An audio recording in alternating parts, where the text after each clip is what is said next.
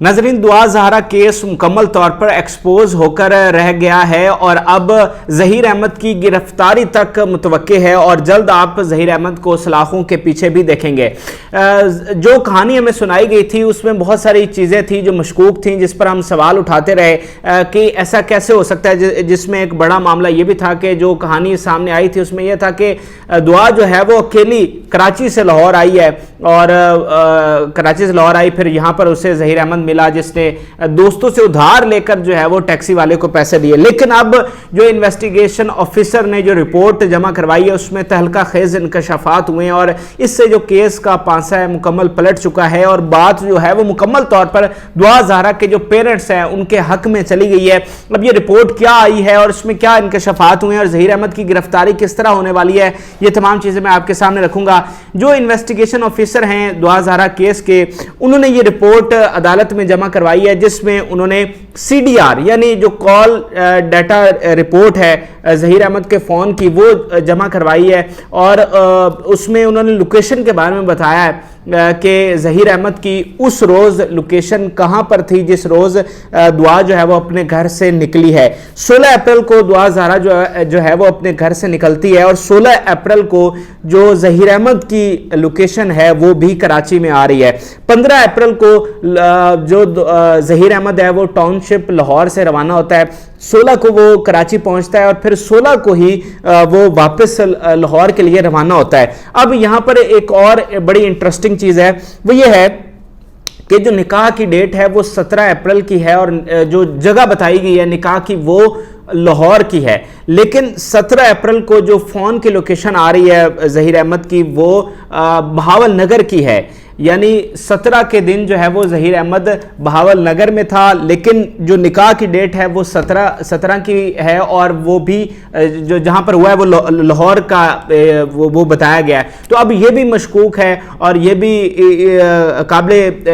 جو اس کو انویسٹیگیٹ کیا جانا چاہیے کہ کیا واقعتاً جو نکاح ہے وہ 17 کو ہوا ہے اور کیا نکاح واقعتاً جو ہے وہ لاہور میں ہی ہوا ہے۔ تو یہ بڑی تہلکہ خیز انکشافات ہیں اور اب یہ جو رپورٹ ہے اس سے بدلہ کیا ہے؟ اس سے ناظرین بدلہ یہ ہے کہ جو ہم بات کر رہے تھے کہ دعا کو اغوا کیا گیا ہے، وہ اپنی مرضی سے نہیں آئی ہے بلکہ اس کو اغوا کیا گیا ہے۔ اس رپورٹ کے بعد وہ چیز جو ہے وہ ثابت ہو جاتی ہے۔ اب آپ کہیں گے کہ اغوا کس طرح ثابت ہوتا ہے؟ اغوا میں تو کسی کو جو ہے وہ پکڑ کر زبردستی جو ہے وہ وہاں سے اٹھایا جاتا ہے یا اس کو لایا جاتا ہے، ایسا نہیں ہے۔ اغوا کی ایک اور ڈیفینیشن بھی ہے۔ اغوا کی دوسری ڈیفینیشن یہ ہے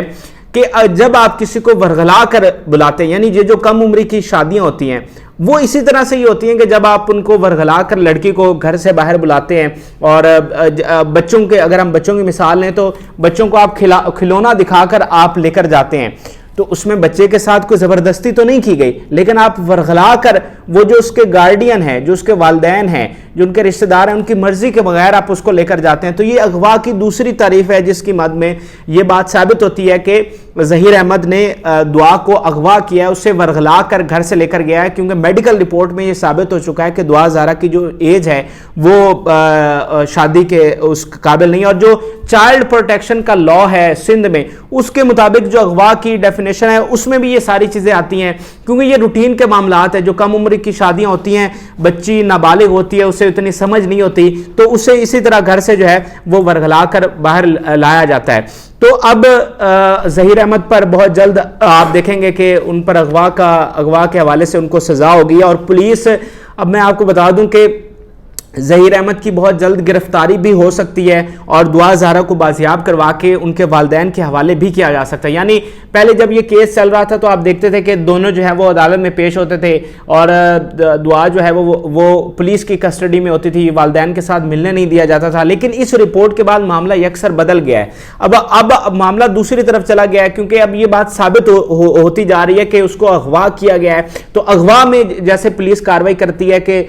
جس نے اغوا کیا ہے اس کو پکڑا جاتا ہے اور جو بچی ہے اس کو بازیاب کروا کے والدین کے حوالے کیا جاتا ہے، تو یہ اب بہت جلد جو ہے وہ ہونے والا ہے۔ اب جو دفعات شامل کی گئی ہیں اس کے مطابق ظہیر احمد کو جو ہے وہ 3 سے 7 سال تک سزا ہو سکتی ہے۔ اچھا، اب یہاں پر میں تھوڑا سا اقرار الحسن جو سینئر اینکر پرسن ہیں انہوں نے جو انکشافات کیے ہیں وہ بھی آپ کے سامنے رکھنا چاہتا ہوں۔ اقرار الحسن نے اس حوالے سے انکشافات کیے ہیں کہ اس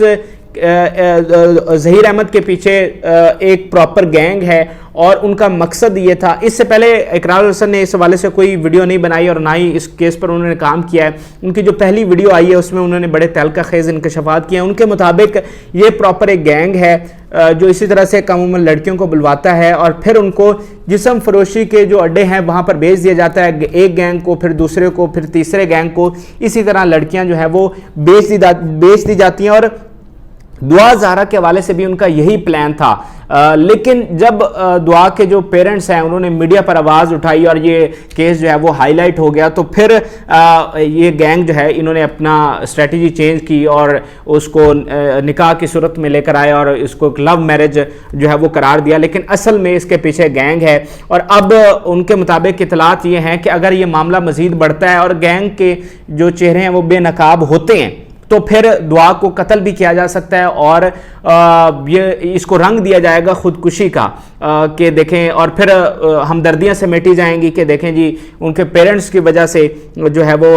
دعا نے جو ہے وہ خودکشی کر لیا. کیونکہ دعا ایسے بیانات بھی دے چکی ہے کہ اگر میں والدین کے پاس گئی تو پھر میں خودکشی کر لوں گی, میں ظہیر کے بغیر رہ نہیں سکتی, تو وہ ساری چیزیں ہو سکتی ہیں. اچھا, اگلی جو اس کی پیشی ہے وہ 19 جولائی یعنی کل اس کی اگلی پیشی ہونی ہے. ابھی ظہیر اور دعا کا کچھ پتہ نہیں ہے,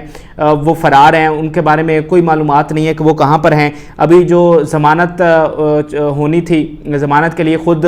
جو ہے وہ ظہیر احمد پیش بھی نہیں ہوئے. تو کل 19 جولائی کو اگلی پیشی ہے اس کیس کے حوالے سے جس میں بڑی اہم سماعت ہوگی اور کچھ اہم فیصلے جو ہیں وہ عدالت کی جانب سے آ سکتے ہیں, کیونکہ جو انویسٹیگیشن آفیسر کی رپورٹ ہوتی ہے وہ بڑی اس میں معنی رکھتی ہے اور انویسٹیگیشن آفیسر نے ایک طرح سے اپنا فیصلہ سنا دیا ہے کہ یہ معاملہ جو ہے وہ مکمل طور پر اغوا کا ہے, تو اس پر عدالت اپنا فیصلہ سنائے گی. تو اب یہ کیس مکمل طور پر ایکسپوز ہو کر رہ گیا ہے. 2 مہینے تک